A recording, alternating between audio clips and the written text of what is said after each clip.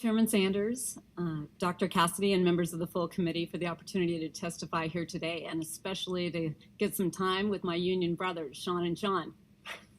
I'm a 27-year union flight attendant and president of the Association of Flight Attendants, CWA, representing flight attendants at 20 airlines. Alongside our sister union, the Association of Professional Flight Attendants, we represent 80,000 flight attendants in total. We work closely with our partner union, CWA, and the millions of transportation workers and union members who are the backbone of our economy. Amy King, Michael Thoreau, Amy Jarrett, Robert Fangman, Catherine Labore, Al Marchand, Alicia Titus, Victor Saraceni, Michael Horrocks, Jesus Sanchez, Marianne McFarland. This was the crew of United Airlines Flight 175. You know this flight. It's the one you can picture crashing into the South Tower of the World Trade Center on September 11th, 2001, because all cameras were trained on the site after American Flight 11 hit the North Tower 17 minutes earlier. But this wasn't just any flight attendant crew. These were my friends, my flying partners, and members of my union. In the 50 years before I was hired, my union fought through massive discrimination to make our jobs one that anyone with the heart of a flight attendant could do, and built up the career with a living wage, comprehensive health care, including specific needs for women, a pension, and safety in the cabin for our passengers too. But everything changed the moment my friends died. While we grieved and fought like hell to support half of our Boston-based who lost their jobs nearly overnight, crisis capitalists were already plotting to break our union contracts and redefine the value of our jobs. We lost over 100,000 aviation jobs practically overnight. Bankruptcies cut our pay, our staffing, shifted the cost of healthcare to us, and when $80 million would have saved our flight attendant pension plan, the court approved termination instead, while at the same time awarding $400 million to the top executives. There was no government bailout, but aviation workers were forced to give $81 billion in concessions to save the airlines, much like the auto workers were forced to give massive concessions to save Ford, Chrysler, and GM.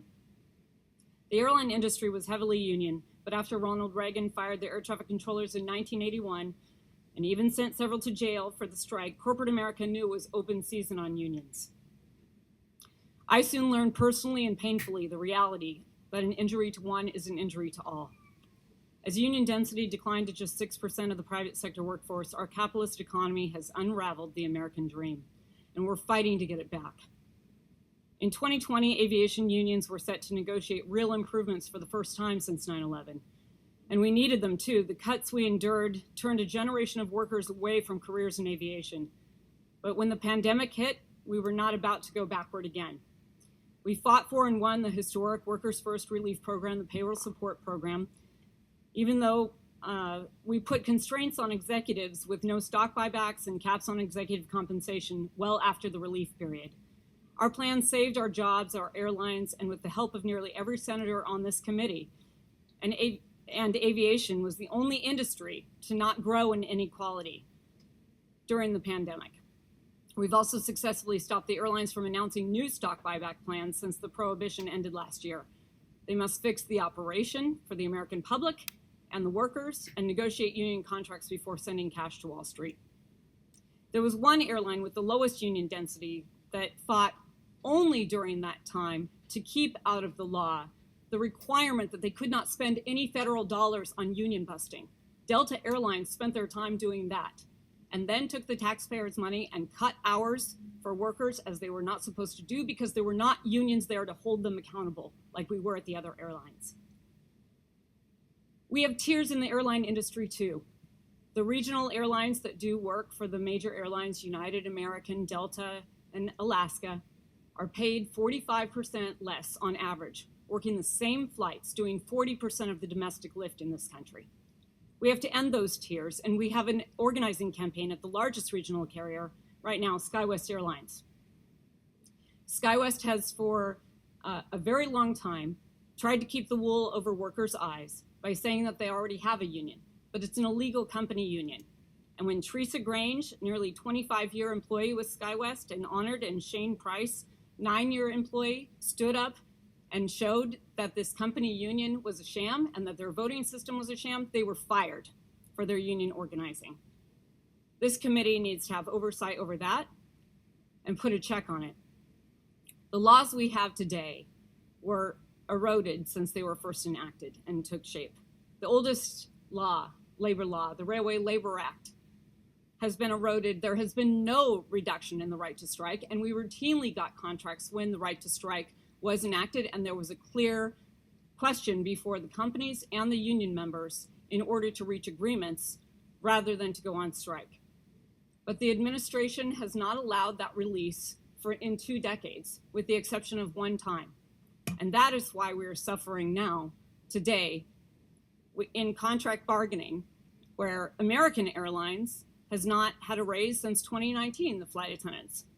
They're asking for a 33% wage increase because to keep up with inflation, they need at least 22%. And if we're going to get ahead from where we were since 9/11, we have to have more than that.